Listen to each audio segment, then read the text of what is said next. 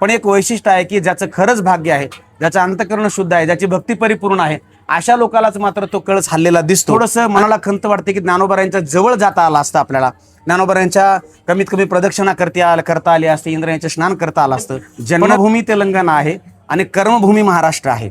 मग या दोन्हीचा संगम व्हावा आणि दोन्ही लोक एकत्रित घेऊन चालावे. रामकृष्ण हरी माऊली. रामकृष्ण हरी. आज हे सगळे वारकरी कदाचित आळंदीत असते जर इंद्रायणीला पूर आला नसता तर, पण इंद्रायणीला महापूर आलेले असल्यामुळे सर्व रस्ते बंद झालेले असल्यामुळे तिथे सगळ्या सोयी सुविधा उपलब्ध न होऊ शकल्यामुळे महाराष्ट्र शासनाने सगळ्या वारकऱ्यांना जी विनंती केलेली आहे की आपण आहे तिथं राहा आणि जे पुण्यापर्यंत पोहोचलेले आहे त्या सर्वांची सोय पुण्यात होणारच आहे.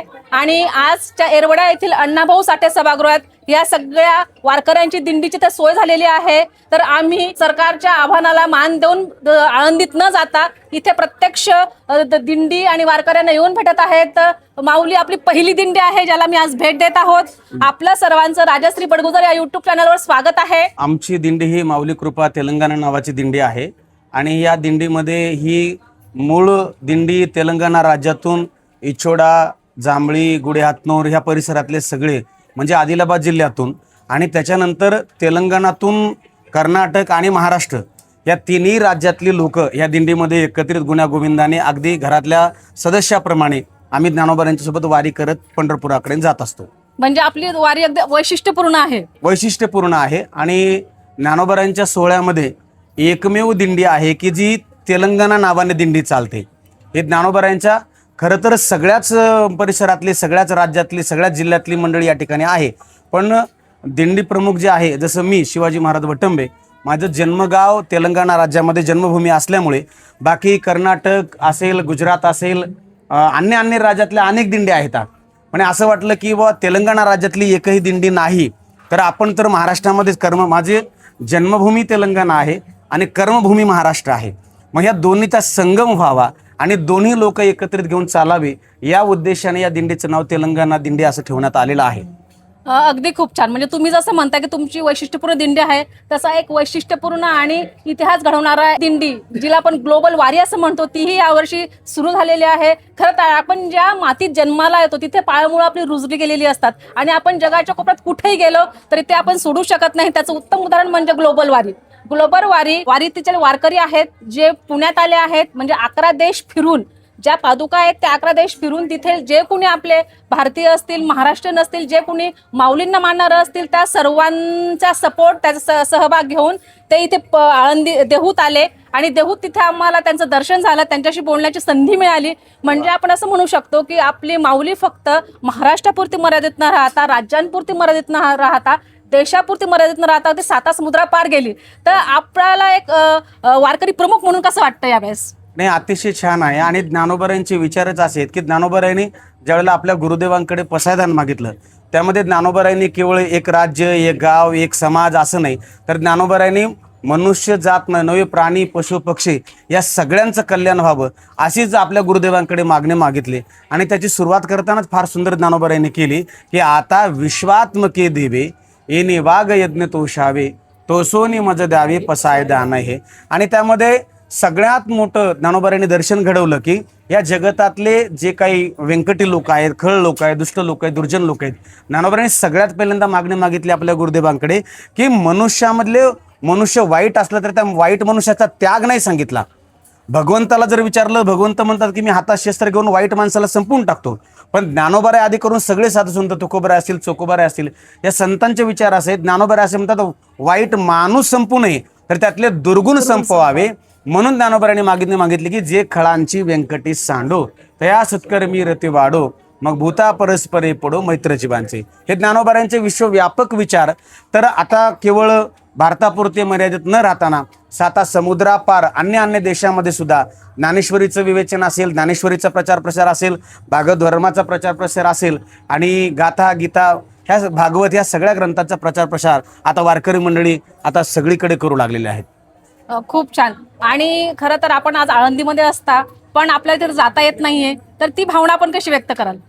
आता थोडंसं मनाला थोडंसं दुःखही वाटतं की कारण दुःख या गोष्टीचं वाटतं की आपण दरवर्षी प्रस्थानच्या दिवशी ज्ञानोबा मंदिरातून प्रस्थान करतात आणि आपल्या आजोळ घरी आज संध्याकाळी मुक्काम करतात. माऊलींचं प्रस्थान झालं हे याचं एकमेव उदाहरण काय असेल तर ज्ञानोबारायांचा हलणारा कळस. म्हणजे हे संपूर्ण विश्वाला एक हेलावून टेकणारी गोष्ट आहे, एक चमत्कार आहे. त्याला आपण असं म्हणूया की ज्ञानोबाराय आजही साक्षात समाधीमध्ये आहेत याचं एकमेव जिवंत उदाहरण आहे की ज्ञानोबाराय संजीवन समाधीमध्ये आहेत. त्याचं उदाहरण काय आहे तर ज्ञानोबारायांच्या पादुका ज्ञानोबाराच्या वेळेला मंदिराच्या बाहेर पडतात. पंढरीच्या दिशेने भेटी लागे जीवा लागलीसे आस.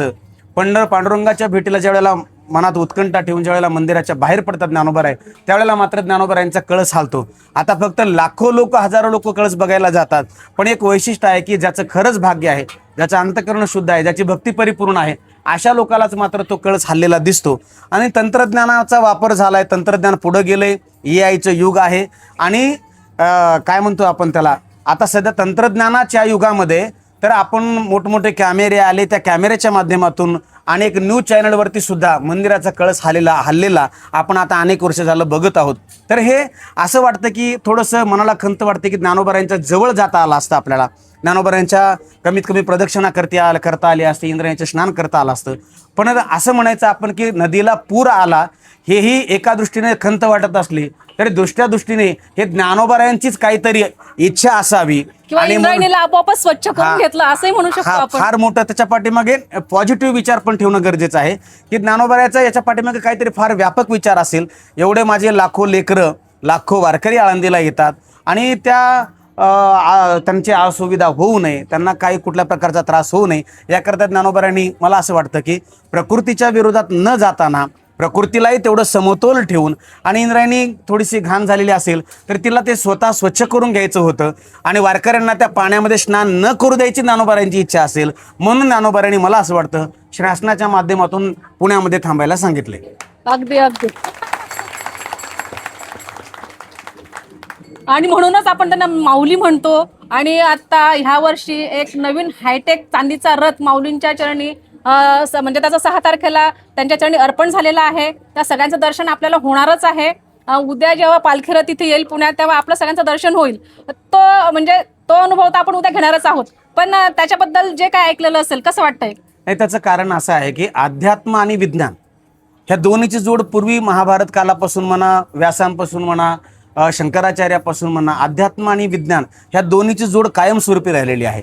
म्हणून ज्ञानेश्वरी अध्यात्म ग्रंथ जरी असला तरी अर्जुनाला भगवंत सांगताना असं म्हणतात की तुझं ज्ञान आणि विज्ञान दोन्ही तुला समप्रमाणामध्ये मी सांगण्याचा प्रयत्न करणार आहे. म्हणजे ज्ञानही ज्ञानोबारायांनी सांगितलं, ज्ञानेश्वरी विज्ञानही सांगितलं, ह्या दोन्हीची जोड कायमस्वरूपी पूर्वपार कालापासून चालतच आलेली आहे.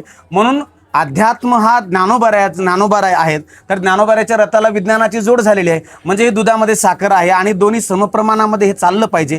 तर आज मोबाईल आहे, एकीकडे शांतता मिळण्यासाठी परमार्थ भजन कीर्तन आहे, तर दुसरी गोष्ट सुविधा उपलब्ध म्हणून तंत्रज्ञानाचा वापर आहे. आणि विशेष म्हणजे त्या रथावर CCTV कॅमेरे आहेत, GPS आहे आणि आपल्या प्रत्येकाच्या हातातही मोबाईल आहे. म्हणजे ज्यांना कुणाला वारीला जाता येत नाही ते अगदी घरबसल्या ह्या आधुनिक तंत्रज्ञानानुसार वारी प्रत्यक्ष पाहू शकता, माऊलींचं प्रत्यक्ष दर्शन घेऊ शकता. म्हणजे दिवसेंदिवस विज्ञान प्रगती करतंय आणि ते अध्यात्माच्या हातात घालून हे सगळ्यात महत्वाचं आहे. बरोबर आहे. आपल्या दिंडीत किती वारकरी आहेत? आता सध्या पुण्यामध्ये आपल्या दिंडीमध्ये 500 वारकरी आहेत सध्याच्याला, आणि पुढे पुढे मात्र जवळपास ते 700-750 आकडा वारकऱ्यांचा पंढरपुरापर्यंत. कोणी मध्ये येतं काम वगैरे उरकून, शेतीचे काम. खरं तर माता भगिनींची संख्या खूप जास्त दिसते आपल्या वारीत. आणि म्हणजे आता पावसाळा आहे, सगळीकडे म्हणजे आंघोळीसाठी, पाण्यासाठी, कपडे वाळण्यासाठी ह्या सगळ्या असुविधा थोड्याफार होत असतीलच. पण एवढ्या मोठ्याने माता भगिनी इथं आलेल्या आहेत, ते सगळ्यात महत्वाचं. आपल्या सगळ्यांचं अभिनंदन करणं. पण घरदार सोडून इथं आलेलं असतात आणि 18 दिवसाचा पायी प्रवास आपला असतो. तर आपल्याला कसं वाटतंय? आम्हाला खूप छान वाटते ताई. म्हणजे ऐसा सुख सोहळा स्वर्गी नाही असं म्हणलंय, म्हणून आम्हाला इतका आनंद होत आहे की असं कशाचा त्रास नाही. सगळी सगळी सुविधा आहे, सगळं आहे. आम्हाला असं घराची सुद्धा आठवण येत नाही, एवढी माऊलीनं आमच्यावर कृपा केली. आणि म्हणूनच त्यांना आपण माऊली म्हणतो, माऊली म्हणतो. त्यांना देत असतो आपण. आणि 18 दिवसाच्या प्रवासात कधी काही असुविधा जाणवत नाही तुम्हाला? नाही. मग तुमचं दिनचर्या कधीपासून सुरू होते, म्हणजे विशेषतः महिला वारकऱ्यांची? सकाळी किती वाजता दिवस तुमचा कधीपासून सुरू होतो? म्हणजे तुम्ही किती वाजता उठतात? असं 4 वाजता. 4 वाजतापासून उठून सगळ्या प्रातःविधी आटपून नंतर काकडा आरती, हरिपाठ वगैरे सगळं, हो सगळं स्वयंपाक वगैरे हे ते, आणि नंतर मग पायी. घराची आठवण नाही येत? नाही नाही मुळीच नाही. चालेल. रामकृष्ण हरी माऊली. रामकृष्ण हरी. आज या ठिकाणी आपल्या या दिंडीला भेट देण्यासाठी आदरणीय श्री बडगुजर साहेब आणि ताई हे दोन्ही त्यांचं यूट्यूब चॅनल आहे आणि गेल्या 2-3 वर्षापासून ते वारीचं कव्हरेज चित्रीकरण करतात. आणि जे घरी लोक बसलेले आहेत, ज्यांना वारीला येणं होत नाही, जे अनेक राज्यामध्ये असतील, देशामध्ये असतील, त्यांच्यापर्यंत प्रत्येक वारकऱ्यांचं भजन असेल, कीर्तन असेल, त्यांच्या सुविधा असतील किंवा वारकऱ्यांच्या काही अडीअडचणी असतील किंवा त्यांचा जो आनंद आहे, ह्या सगळ्या गोष्टी प्रत्येक घरामध्ये पोहोचवण्याचं काम हे यूट्यूब चॅनल करत आहे. तेव्हा आमच्या सर्व माऊली कृपा तेलंगणा दिंडी आणि दिंडीतील सगळे वारकरी समाजाच्या वतीने भजनकार, कीर्तनकार, प्रवचनकार, आमच्या सगळ्या मातृशक्ती महिला मंडळी यांच्या वतीने आपल्या चॅनलला खूप खूप धन्यवाद, खूप खूप शुभेच्छा. आपण आमच्या दिंडीला भेट द्यायला आलात त्याबद्दल असंच तुमचं कार्य सतत चालू राहावं असं आम्ही ज्ञानोबा चरणी प्रार्थना करीत आहोत. रामकृष्ण हरी. रामकृष्ण हरी.